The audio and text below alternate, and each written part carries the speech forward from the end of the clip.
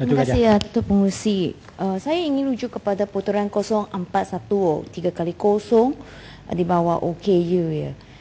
Saya nak tanya ya, apakah yang telah dilakukan oleh kementerian ini untuk membela nasib dan seruan rayuan golongan OKU khasnya terhadap permintaan mereka untuk memastikan KLIA kedua yang bakal dibina itu dibekalkan dengan kemudahan aero bridge tersebut. Sebab saya mengetahui Akta OKU telah diluluskan dalam Dewan Yang Mulia ini tahun 2007. Pada masa itu Yang Berhormat Menteri menyatakan dengan izinnya detik amat bermakna dalam sejarah negara, jurung kalinya rang undang-undang berhubung hak asasi kepada kepentingan dan kesejahteraan OKU dibentang dalam Dewan Yang Mulia ini. Tapi sekarang kita nampak golongan OKU khasnya memerlukan kemudahan aero bridge. Tapi apa yang kita dengar jawapannya masih pertimbangkan, Datuk Pengerusi. Saya rasa harus dibekalkan kemudahan ini, diadakan kemudahan ini bukan untuk OKU juga, untuk ibu-ibu mengandung, untuk kanak-kanak dan juga untuk warga dua. Jadi saya nak tahu sama ada Yang Berhormat Menteri yang juga pengurusi Majlis Kebangsaan OKU ini ada membangkitkan perkara ini untuk memastikan projek-projek yang dijalankan ia adalah sejajar dengan pelan tindakan dasar yang digariskan kepada OKU ini, membolehkan mereka mempunyai akses kepada kemudahan pengangkutan awamnya khasnya dalam kes ini.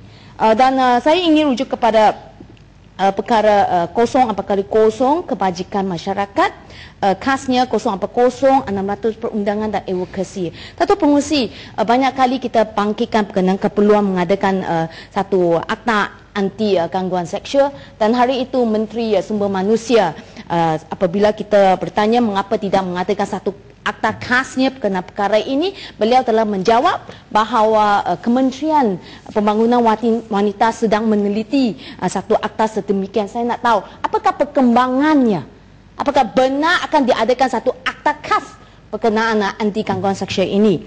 Dan seterusnya adalah pengadaan akta-akta yang sedia ada. Datuk Pengerusi, yang banyak kali kita bangkitkan yang perlu Yang Berhormat Kementerian ini mengambil tindakan ialah Law Reform Marriage and Divorce Act. Berulang-ulang kali kita bangkitkan, tapi kita masih tak lihat bagaimanakah perkembangannya untuk memastikan isu-isu yang kita bangkitkan, khasnya kelemahan berkenaan isu nafkah. Ya, ini diambil tindakan, undang-undang dipinta untuk memastikan perlindungan yang sewajarnya diberi dalam isu nafkah ini. Saya ingin rujuk kepada perkara seterusnya ialah berkenaan peruntukan untuk kebajikan masyarakat. Saya nak tahu dalam bajet ni berapakah banyak kebajikan peruntukan diberi kepada kebajikan masyarakat daerah kecil Batu Gajah, dan apakah sokongan-sokongan atau kemudahan tambahan yang akan diberi kepada kaki tangan di dalam Jabatan Kebajikan, dan apakah akan dipermudahkan proses, sebab sebelum ini Yang Berhormat Menteri telah jawab dalam Dewan Yang Mulia semasa menggulung pada peringkat dasar proses, apakah ia akan dipermudahkan. Dan saya ingin memaklumkan bahawa sebelum ini saya bangkitkan ada tunggakan kes-kes yang masih belum diluluskan, wang masih belum diluluskan, walaupun kes telah diluluskan dan lebih 6 bulan wang telah sampai. Saya ingin maklumkan tindakan telah diambil, tapi perkara ini sepatutnya dielakkan. Apabila ada kes-kes telah disiasat, dilengkapkan siasatan, dirujuk, dilurus, peruntukan harusnya telah sedia ada dan diagihkan kepada penerimanya.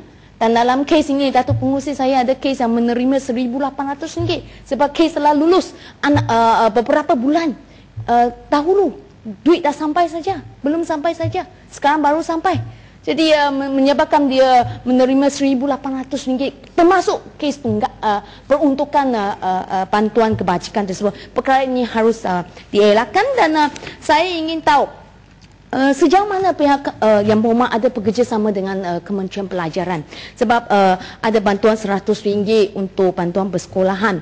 Tapi saya nak tahu sama ada pihak kementerian ini ada menerusi Jabatan Kebajikan bagi mengenal pasti keluarga-keluarga yang merupakan penerima bantuan kebajikan ini mempunyai anak-anak, sama ada mereka bersekolah atau tidak, kalau mereka dalam umur persekolahan dan memastikan mereka tidak tercicil. Saya rasa ini isu yang sangat penting ya. Agar saya selalu percaya untuk keluar dari belenggu kemiskinan, kuncinya adalah pendidikan. Apakah kementerian ini ada memainkan peranan bersama dengan Kementerian Pelajaran untuk memastikan bantuan yang sewajarnya dihulukan agar golongan yang betul-betul memerlukan bantuan. Contohnya kalau pelajar sudah tercicil, satu pengurusi yang amat berhormat mengumumkan RM100 juga tidak akan kesampaian kepada mereka. Jadi kementerian ini sama ada mengenapasi kes-kes pelajar yang tercicil ini. Saya rasa itu saja, Datuk Pengerusi. Terima kasih.